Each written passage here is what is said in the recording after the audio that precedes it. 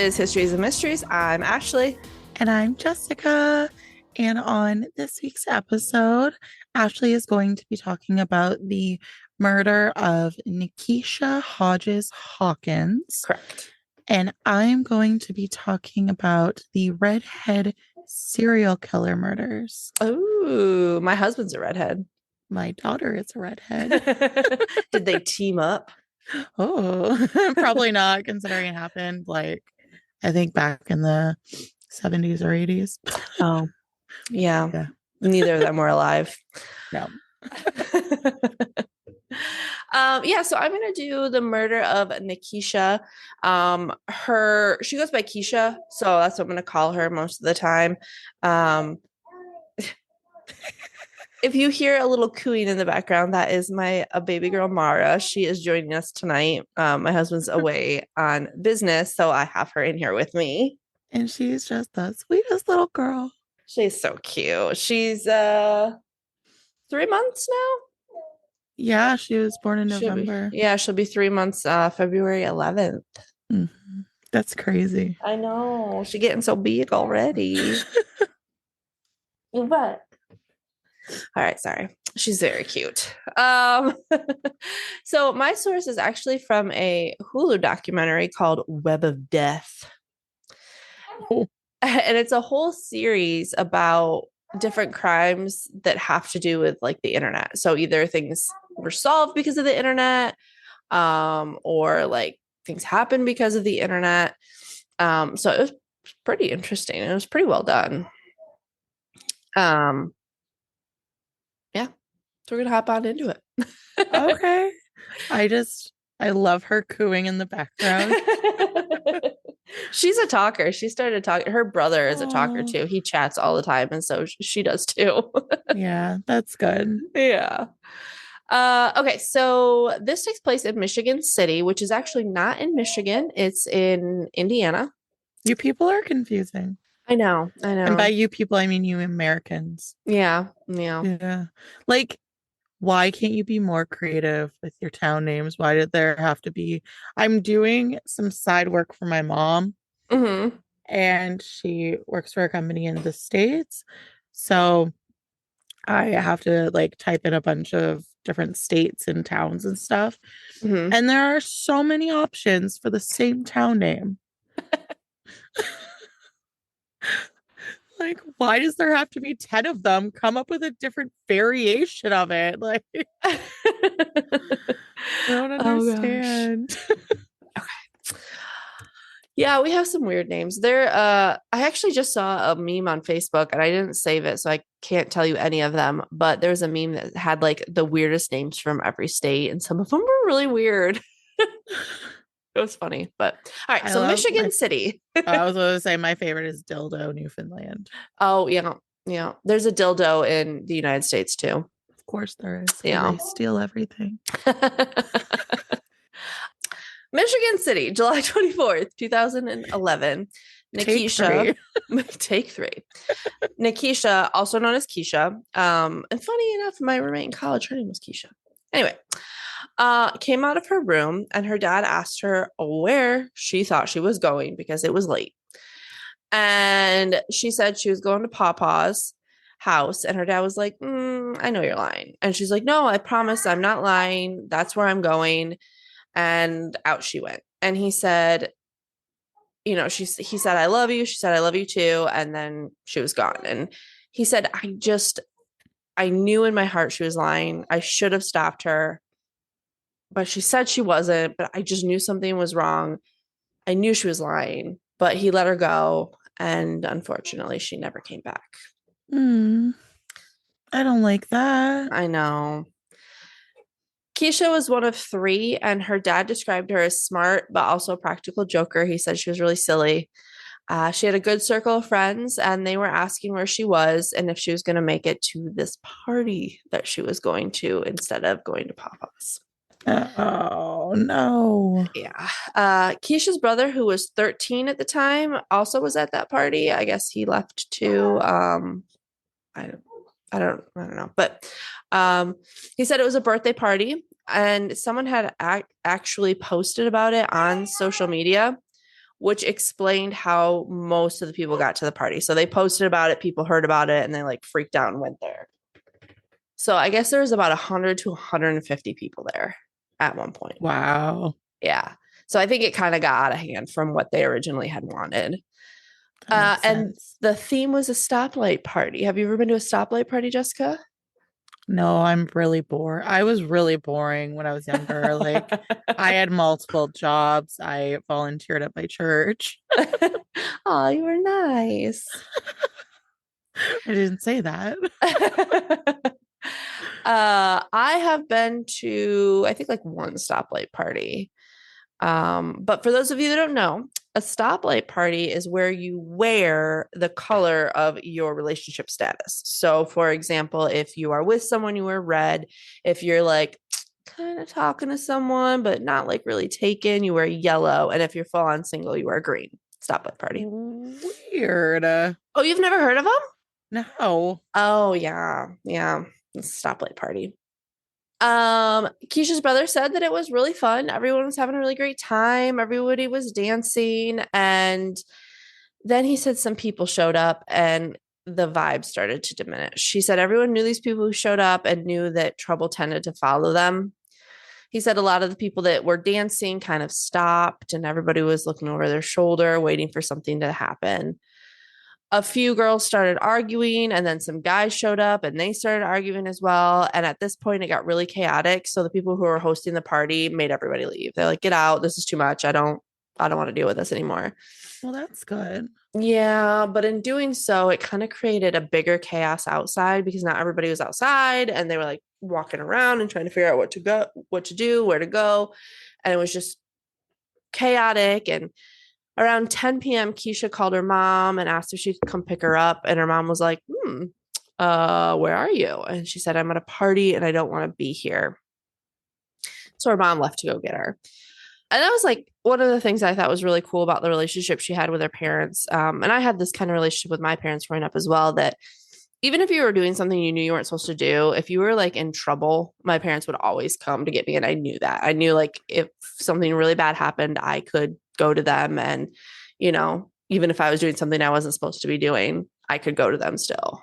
Yeah, that's kind of how we want to be with my stepson as well. Like, Yeah.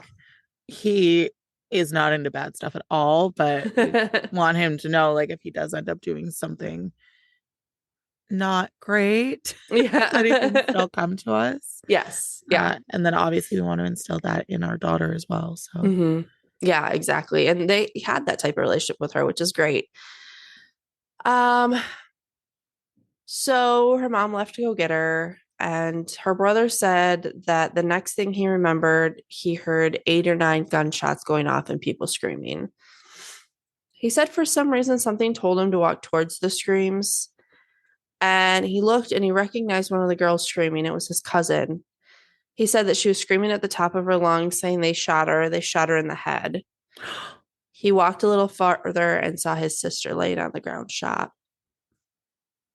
He said she was still breathing, but gasping for air, and he kneeled down beside her and held her hand and held her head until she passed. oh my gosh. I just got chills.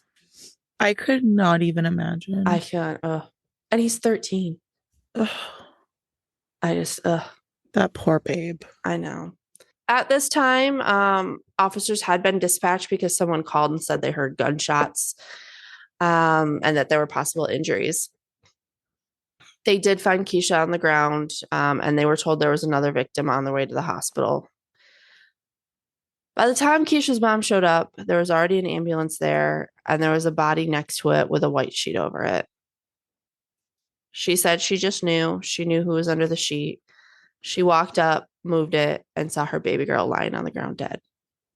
It was 4 days before Keisha's 18th birthday. Oh. She said she had to get herself together and make the call to Kelvon, who was Keisha's dad. Kelvon said his phone rang. He picked it up and saw it was Janice, and all she said was, Keisha's dead. The dad has so much guilt with this, so much guilt. He said, this girl shouldn't have left the house. I knew it was all on me. I should have stopped her. I knew she was lying. So he like blames himself for this. You can't blame yourself for that. I know. You couldn't have known, you know. So police start their investigation. Apparently the kids were feuding all over the place. They were from two rival groups, is what they said. And then a little while later, one of the police officers did say that it was hard because the gangs aren't going to want to talk to police. So I'm not 100% sure if the people involved were gang affiliated or not, but it was two rival groups that were fighting. They said that, again, there's probably about 100 and 150 students at this party, but the stories were all over the place, except one name kept coming up constantly: Cameron Kent. Witnesses said that they actually saw him shoot. Some said they saw him shoot into the air. The other victim that was shot said Cameron was the one who shot him. So police called him in, and he eventually told authorities where he had hid the gun. He had a gun. And since he was the only person who anyone had said shot a gun that night, he was charged with Keisha's death. He was 17 at the time. And apparently Cameron used to go to Keisha's to play all of the time when they were younger. And the night Keisha was murdered, he went up to her mom, hugged her, and said he was sorry. But she didn't think anything of it because she knew Keisha was friends with him. And she was like, there's no way, like, he didn't do this. She didn't believe it when he was arrested, and she was right. 2.5 months later, the ballistic report came back, and the bullet recovered from Keisha's body did not match the gun that Cameron owned, and his charges were dismissed. Interesting. Yeah. But unfortunately, their only lead was gone. So police tried to turn back to the kids at the party, but they didn't want to, quote, snitch. So no one was coming forward with any new information. And Calvin said that their parents also told them not to get involved. They're like, no, don't say anything. Don't get involved. So police were back to square one and had nothing. 5 years later, Keisha's dad was still mad. He said he couldn't grieve. He was just angry. There was no justice. Nobody came forward. He said 100 to 150 kids were there, and not one person can tell me who murdered my daughter. Her brother said, unfortunately, it pulled their family apart. Her dad didn't want to talk. He didn't want to come out of his room. And even he said, I just wanted to wallow. He blamed himself. He felt that he should have protected her. And he thought that his thought was like, this is why I was so strict. It was to prevent something like this. And it still happened. And he felt like he failed the whole family. And Keisha's brother said that he had a lot of resentment because of his father's actions after Keisha died.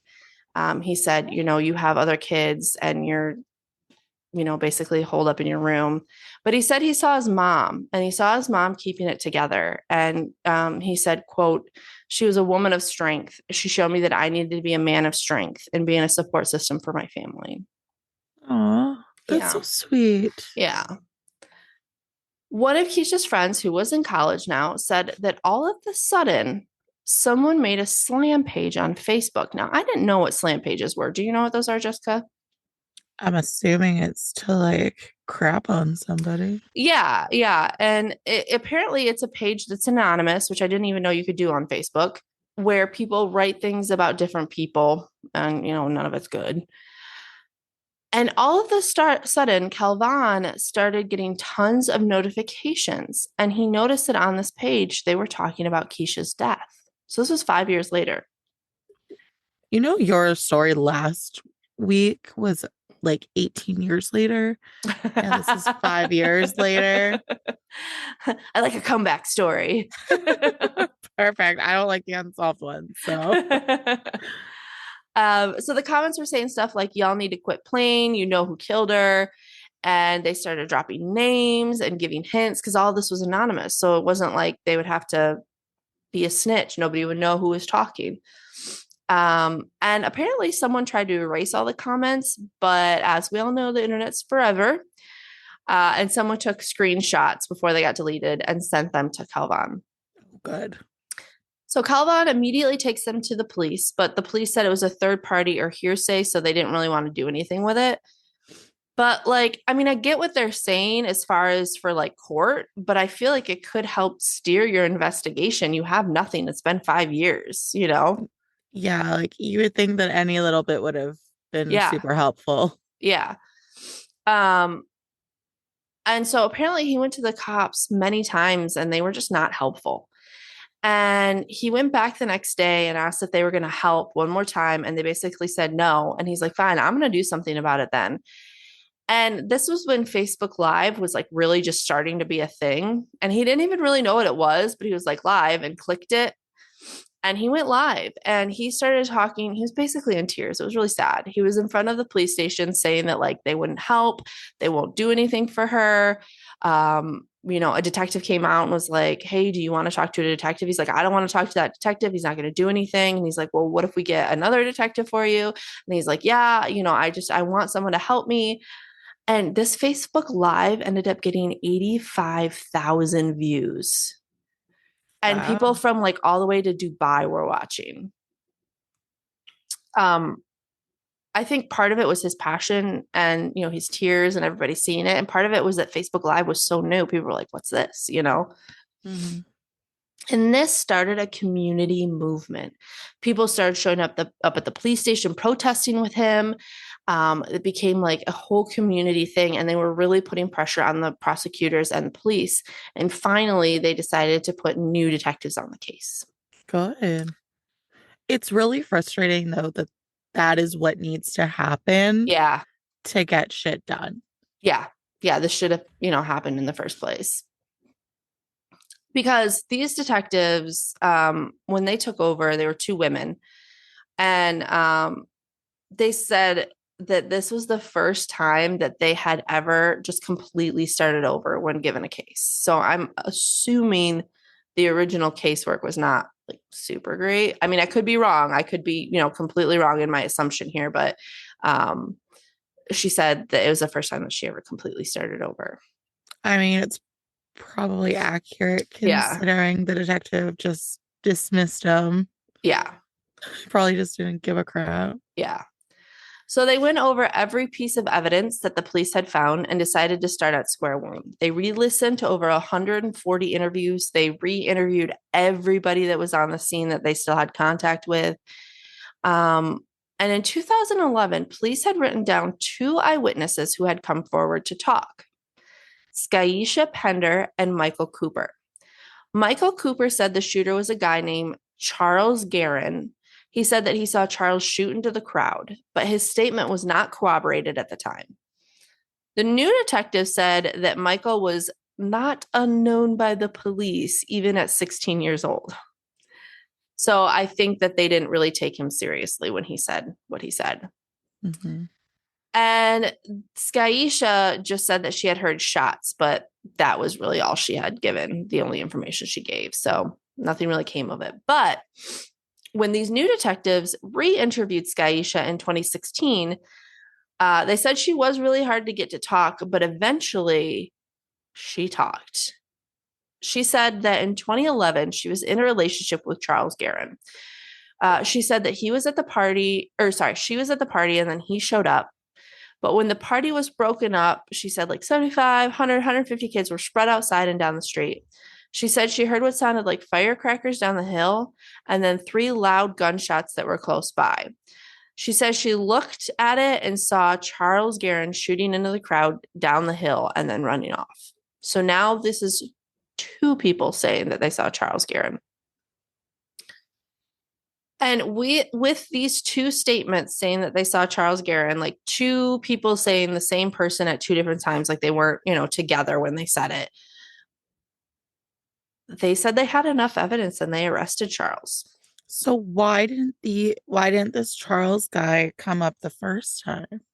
I think because only one person mentioned him, and the one Oh, person that because the other mentioned him, girl yeah, she was didn't dating say it. him. Yeah, so Yeah. she didn't say anything Okay. until 2016. So they arrested him on just that evidence. But the thing about it is, this was 5 years since Keisha's murder. This arrest happened 1 month after Calvin went live. So that's how quick it moved once he went live on Facebook. That's disgusting. Yeah. It's horrifying that you have to go to such great lengths. Yeah. To get something taken care of. That should already be taken care of. Yeah. And where was this? Virginia or Indiana? Indiana? What kind of state are they? I'm trying to think. They're in the Midwest. I'm trying to think politically which way they lean. They're kind of one of those like, meh. Yeah, sorry, Indiana. They're like, there's nothing really special about them. Like, it's not like, I don't even know politically which way they lean, to be honest. What place has the cheese? Is that Georgia? That's Wisconsin. Yeah. Okay. Yeah. I want to go to Wisconsin. I want cheese. I've never been, but I've heard they have great cheese. Really? Yeah, I've never been to Wisconsin. Oh, maybe we should go, Ashley. Road trip. Let's go get cheese. Anyways, I'm just, in my mind, I'm kind of thinking that it might have had that kind of sway to it. And maybe that's why, this older detective guy, because typically you do need to be a bit older to be a detective, has some prejudices. And yeah, and they didn't show him. He wasn't in this documentary at all. They didn't even give his name. So I don't know who he is. I'm just wondering if maybe that had something to do with it. Possibly, yeah. And I know Michigan City isn't like a great area, so I know there's a lot of like crime, and he may have just been like. Well, and that's the thing, right? Because you were saying that it was the two different rival groups, right? Yeah. Whether it was gang related or not, and he was probably just over it or paid off. Yeah, 100%. And Calvin did say that Charles were bad. He said he was bad in his like group of friends. He said they would run around town and terrorize the community, which is why people were probably afraid to come forward.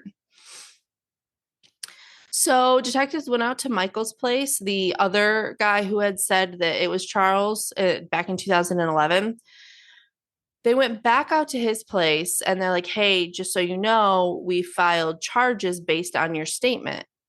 And he was like, no. Yeah. No. He recanted. No. And he said he made it up. And he said, this like really irritated me. He said, I told you what I had 5.5 years ago, and you didn't think that was enough. I've moved on. Basically, like, leave me alone. But the whole thing, like, was more of like well, you didn't believe me the first time, so now I don't care anymore, which is super shitty, I think. I don't want to be involved in the court case. So now they just had one story that was uncorroborated, right? Because nobody else had said it. And she didn't say anything for 5.5 years. So it wasn't a great case because that's all they had. That was it. And now they're split up. So maybe there's bad blood there. Yeah. So prosecution was debating what they should do. Do they dismiss the case and wait for possibly more evidence, or do they make a plea deal? And they made a plea deal for criminal recklessness instead of homicide, and he took it. He pled guilty to that. So what is that? Well, we're not done. Okay. Calvin went back to Facebook in tears saying that basically they said his baby's life isn't worth anything. And he said, this isn't over till I say it's over. He said, how could my daughter's murder be seen as unsolved when 100 to 150 people saw her murder?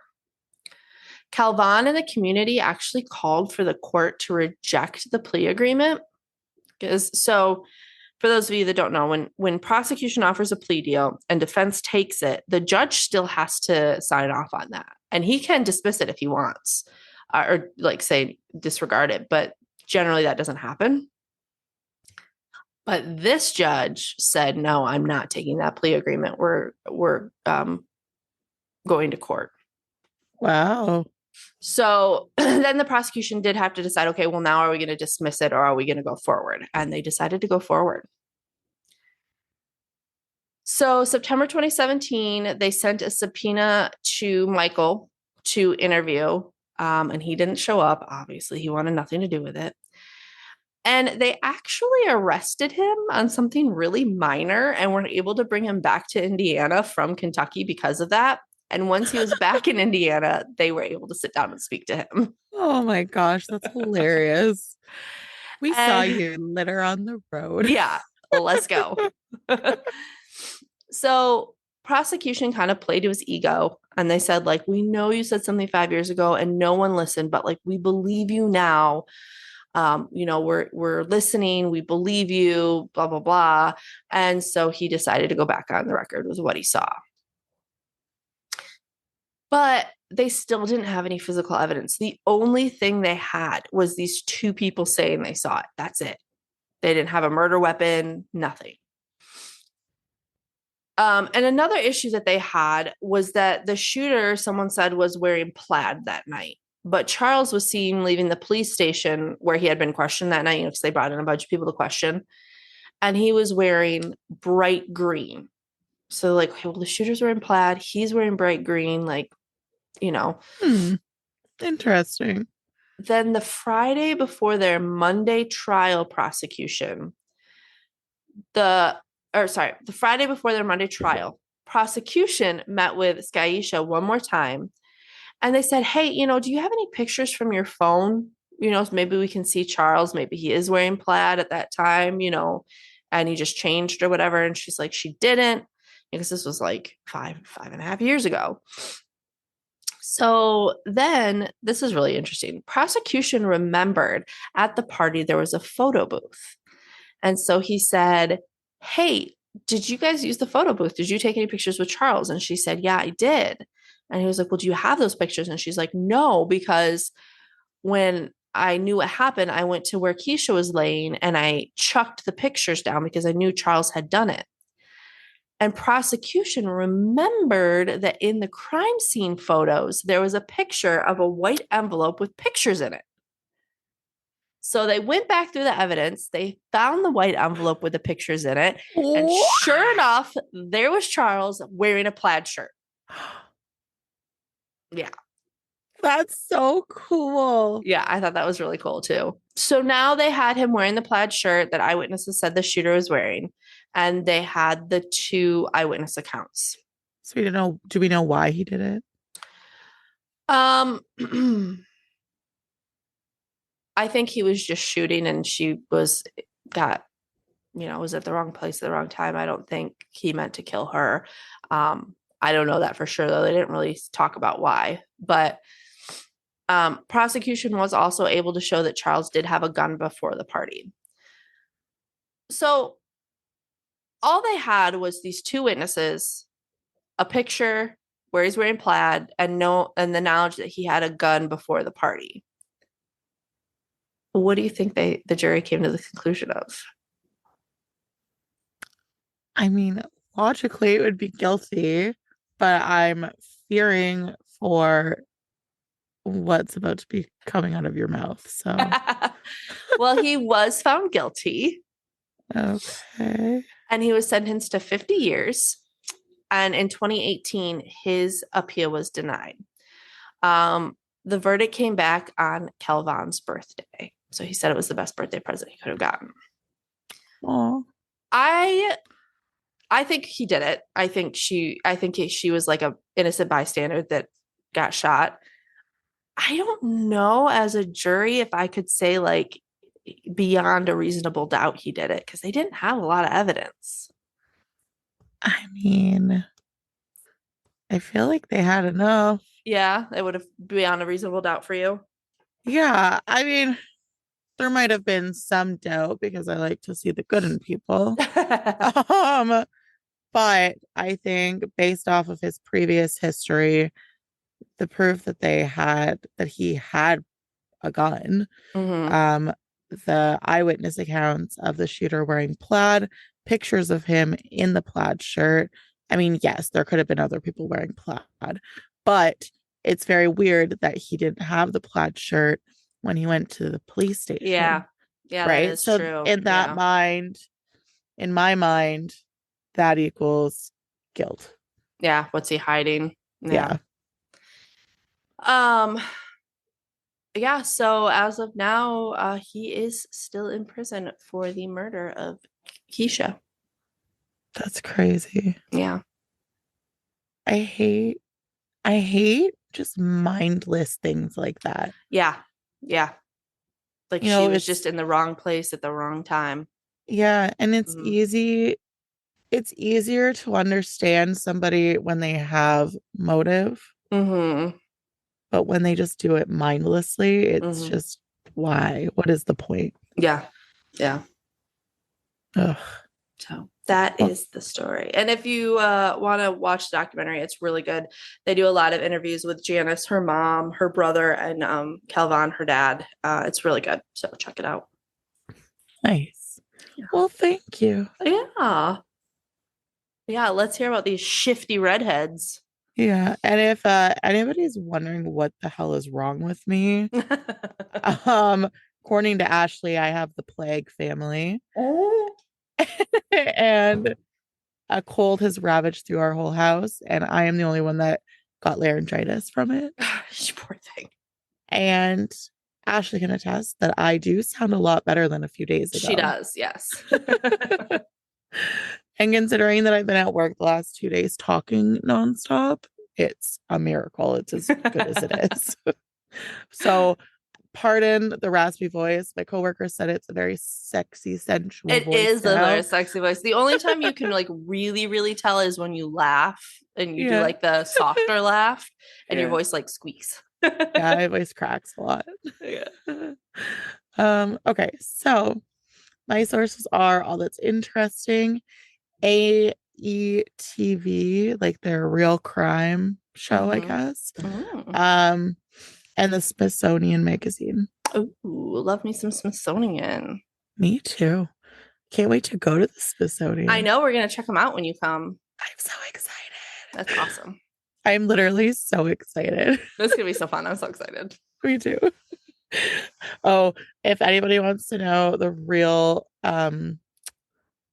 Ashley, she called me a bitch today because she said Okay, first of all, I called you a sentimental bitch. because I said I was gonna cry when I saw her. And I said, of course you are, because you're a sentimental bitch. Well, you know what? It's true, okay? It's very sweet. Oh, anyways, I'm excited. I Yeah, think me our too. kids are gonna have a great I do time. too. Our hubbies can play games together. It's gonna be great. It's gonna be so fun. I'm excited. Me too. Anyways, so let's talk about serial killing. Yeah. Few serial killings are as enigmatic as the 1980s redhead murders case. According to the moniker, the 6 to 11 unsolved murders of redhead women that occurred along busy roads in the United States in the 1980s. Oh no, I thought that the killers were redheads, not that the victims were redheads. Oh no, the victims are redheads. Oh, well, now I feel bad about saying, what did I say? Sketchy redheads. And that Cody and Evie were involved. Yeah. Oh no. Many of these victims, who were frequently hitchhikers or prostitutes, were never recognized because it was impossible to contact their families to confirm their identities. Hmm. Many people conjectured that the murderer was a truck driver based on where the remains of the victims were found.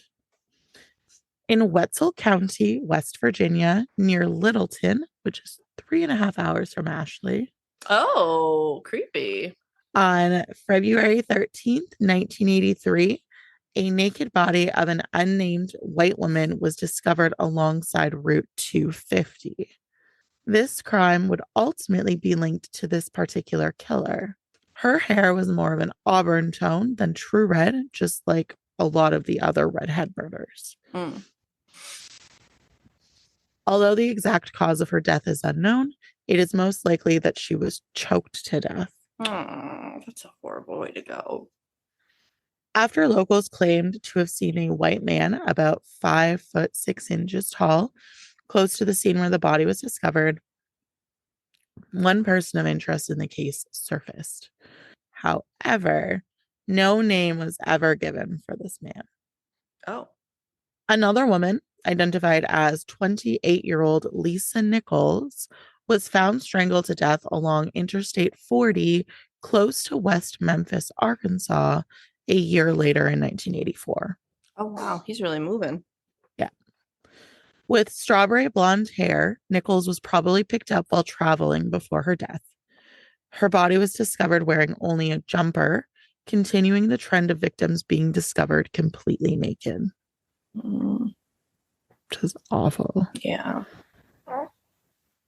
When two Jane Does were found by Interstate 75 in Campbell County, Tennessee in 1985, two more homicides were linked to this spree. One of the victims had short red hair, but it was impossible to tell what hair color the other victim had due to the condition of her body. Oh, no. Yeah. Oh. Although the cause of both individuals' deaths is unknown and foul play was strongly suggested, they were both found dressed, which isn't really the same MO. Oh. Okay. So do they contribute this or attribute this to that killer or not We'll really? find out. Oh, okay. Yes, I have more. Imagine, end of story. Done. Oh, jeez. According to the TBI, which is the Tennessee Bureau of Investigation, new evidence showed that one of these Jane Doe's bodies that was found and strangled along Interstate 75 in Campbell County was Tina Marie McKenney Farmer. The Indiana native was only 21 years old, and they made this discovery in 2018. Oh, wow. Mm-hmm. In March of that year, investigators got what they thought would be their first significant lead in the case back in 1985. In Knox County, Tennessee, on March 6th, Linda Shack, another redhead, stated to authorities that Jerry Leon Johns, a 37-year-old truck driver, had tried to strangle her with her own shredded shirt before throwing what he believed to be her dead body on the side of Interstate 40. Oh my gosh. Yeah. Shack amazingly escaped her attack and managed to get in touch with the police, who swiftly took Johns into custody. Despite the fact that his attempted murder followed the same pattern as the redhead murders, police did not consider him a suspect in those other brutal murders since he had an airtight alibi for when they happened. When he was being questioned, they said about him, so like the investigators said, he was very cocky and he wouldn't admit to anything. Anytime we'd get into the motive or why did you do what you did, he wouldn't answer. Oh. Johns ended up dying in prison in 2015 while he served time for aggravated kidnapping and assault. Oh. Yeah. So, might not have been attributed to the murders, but he did kidnap this poor lady. Yeah. Yeah. The murders persisted unabated, and on March 31st, a skeletonized body of another redheaded woman was discovered in Tennessee next to Interstate 24. So the murders continued even after he went into prison. Yeah. Okay, so it obviously wasn't him. Well, I don't know because I don't know when he went into prison. I'm assuming he went into prison after that girl escaped. Mm-hmm. Yeah, I don't know. Okay. But they don't attribute him to any of the other ones. And I mean, he Okay. did have alibis, so Okay. yeah, because he's a truck driver, right? He could have had the logs and everything. Yeah. And so Okay. two additional redheaded victims were discovered the following month. One of them was a tall, red-haired woman whose body was discovered in a white refrigerator that had been abandoned next to Kentucky's Route 25. She died from suffocation, just like many of the other victims. The other was located in Tennessee's Greene County. She was killed by blunt force trauma and had light brown to blonde hair with red highlights. These two victims were never given names. It's so sad. So that means there's two families out there that never have any closure about what happened to their loved one. I think we honestly do find out about one of them. I Okay. think we find out about the girl in the refrigerator. Okay. I could be wrong, but sorry, I researched this like a month ago. It's a surprise to me too. Um, Police from the states where these victims were located came together in the same month these remains were found to approach the FBI for assistance in figuring out whether these redhead murders were connected. To ascertain whether these awful crimes were connected, the FBI and 21 representatives from Pennsylvania, Tennessee, Kentucky, Mississippi, and Arkansas held a 6-hour meeting in Tennessee on April 24th, 1985. Wow. And their findings were inconclusive. Oh my gosh. 6 hours. Yeah. Dang. Steve Watson, deputy director of the TBI, said, while there are some similarities in the cases, there's also a great number of dissimilarities. Yeah. Even though the redhead murders had a memorable moniker, only 3 of the victims, who were at the time thought to be related to the serial killings, actually had red hair. Oh. The others were strawberry blonde or dark haired girls. Oh. Numerous other differences existed between the killings, such as the fact that some victims were discovered dressed and others were not. And some victims had experienced sexual assault or had engaged in sexual activity just before their deaths, while others had not. And you do see that sometimes where they kind of go random, but that's just so rare. It's so rare, especially if you're going for like a specific type, right? Yeah. Yeah.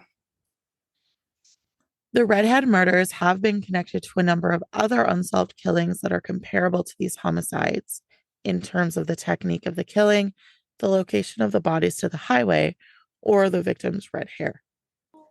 One of these latter discoveries that was particularly interesting included a body discovered in February 1985 in DeSoto County, Mississippi, alongside US Route 78. She also died from being strangled next to a busy highway, and she had strawberry blonde hair. Mm. This string of horrific murders of young women stunned a country that was still coming to terms with the reality of contemporary serial killers.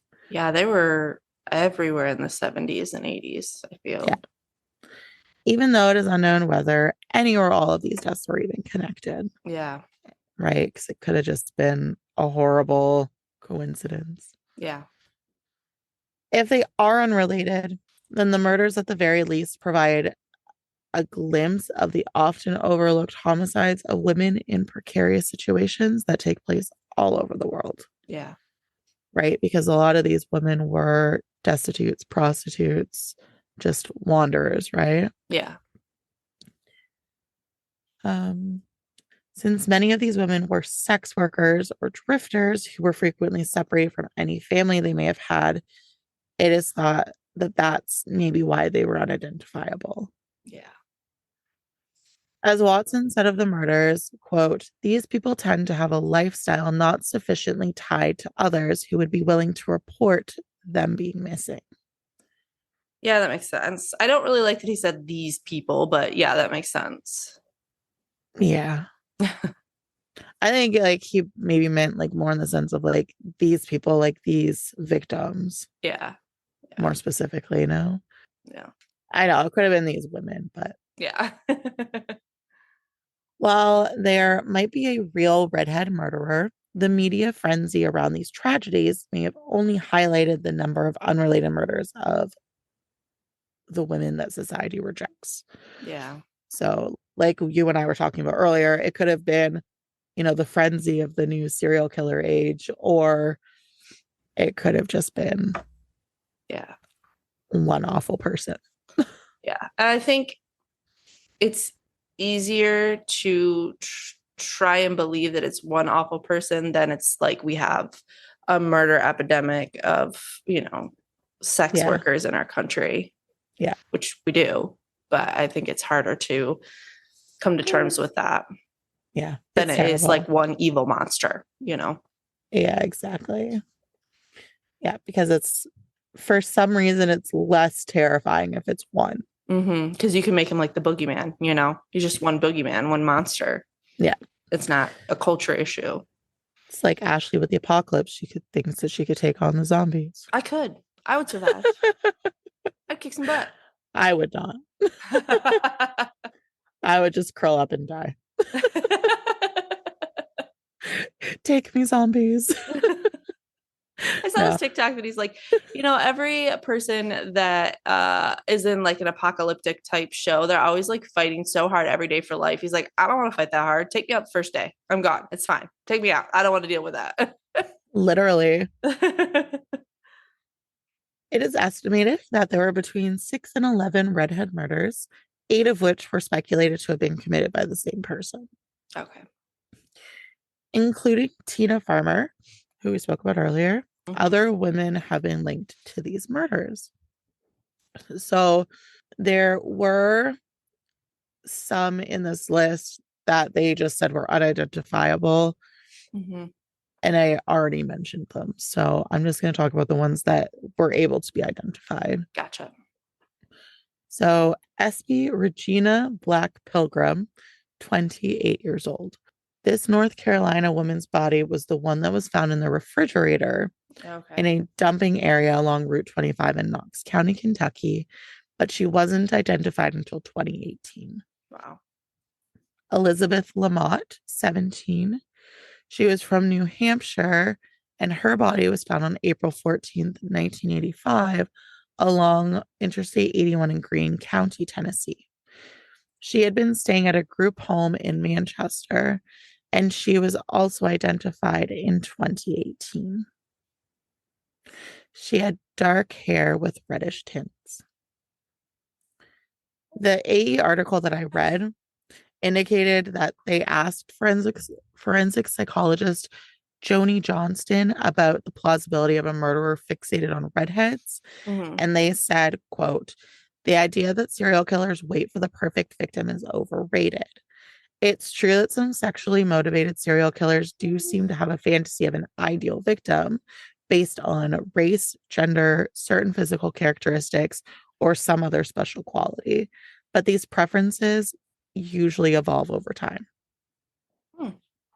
At first, a serial killer's victim choice may seem almost random. As his killing career progresses and he develops confidence in his ability to lure or kidnap a victim, some serial killers narrow down the type of victim they prefer and will stalk a more specific type of victim. Got it. And that redhead killer didn't seem to follow that pattern. It didn't really get more specific. Yeah, exactly. And honestly, like, it's really creepy to think about the whole stalking aspect of it. Like, it's just even creepier when they plan it. That's like the Idaho murders that are being investigated and everything right now. They're saying that he stalked them for quite a while before he murdered them. Yeah. That was like, I think his name is Russell Williams. He was a serial killer from Canada. I think from Pembroke area, but he stalked his victims too. Ugh. It's just so creepy to think that like someone could be watching you right now, like with with bad intentions. Yeah. And you have no idea. It's awful. Yeah. Anyways. On a side note from all of this, I was wondering how they determined someone's hair color if they're a skeleton. And I know if they're a more recent one that the hair is still attached and you can likely tell the color. Right. But I was wondering of the really, really old ones. And, you know, me being like really into history, I had to detour a little bit on this. Yeah. What'd you find? So I found that researchers from Poland and the Netherlands have been able to identify the hair and eye colors of people who lived as long as 800 years ago. How? By adopting DNA analysis techniques initially created for forensic investigations. Oh, interesting. The approach used by the researchers look at looks at 24 regions of the human genome that differ between people and affect things like eye and hair color.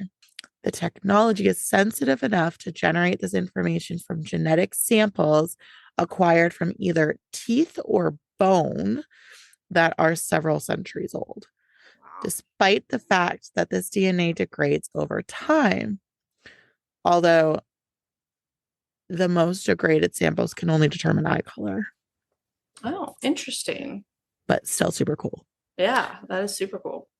And aside from that little detour, that's my story. And if you want a more detailed look on the redhead murders, you can listen to the podcast Foul Play Crime Series, Season 1. Oh. It's not sponsored. But this guy focuses on specific crimes and he does a season at a time and then multiple episodes about that one topic. Oh, I like those. Yeah. So if you want to listen to him, go for it. But yeah. Awesome. Well, that was very interesting. Thanks. Yeah. Do you have any jokes? Because as usual, I do not. Ashley. Jessica. Why did the chicken cross the road? Why? Because. Stupid. I love it. Okay, Ashley. Okay. What do you call a sad coffee? A depresso? Yeah. Ah! What is a DJ's favorite sauce? I don't know. Marinara. Oh my god. Do that again. Marinara. Oh my gosh, that's great. What do you call a pile of kittens? Oh, adorable. But I don't know what. A meowton. I love that. That's great. My friend sent me those today, and I'm like, yeah, I gotta use those. Well, thanks to your friend, I liked those. Oh, you're welcome. Well, if you want more of us lovely ladies, you can find us on Facebook, Instagram, and YouTube. And if you'd like to rate and review us, you can do so on Apple Podcasts and Spotify.